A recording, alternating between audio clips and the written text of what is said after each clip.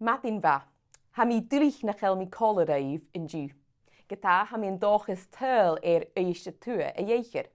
Ha mi glei holikje gevel shiv korma horskol, brein, ek a chol laverstakkev, mi jein kusper ho kutterbach, et tokal ar guen.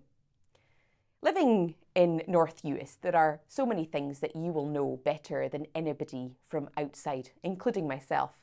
Local knowledge is the lifeblood of our history, our heritage, and our environment. And you'll also know how to raise your voice on these issues, but also the issues on which you should raise your voices, the local priorities. There will be people in your community who you know are the resident experts on every issue under the sun connected with North Uist. And their views, their sense of things, their priorities are so precious.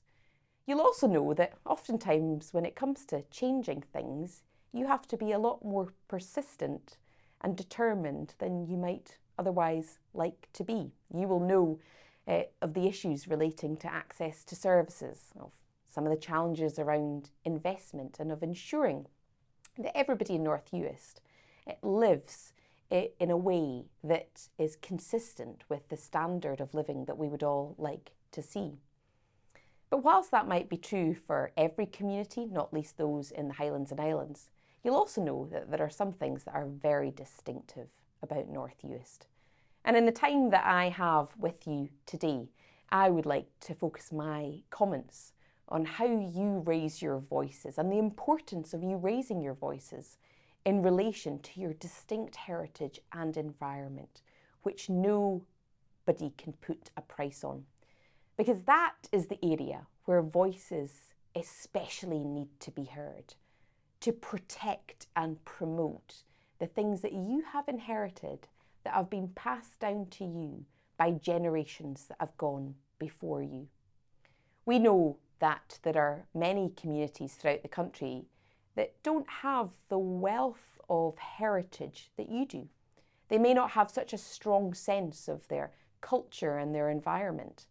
And that's why in North Uist, where you do have a stronger sense of that than many other communities, you cannot take it for granted. And we need to hear your voices. Your voices need to be raised. You have a unique history. You have an archaeology. Your heritage is in the stones around you, stones which tell stories of clearance, of emigration, of conflict, which show evidence of settlement, of survival, of faith, and of learning.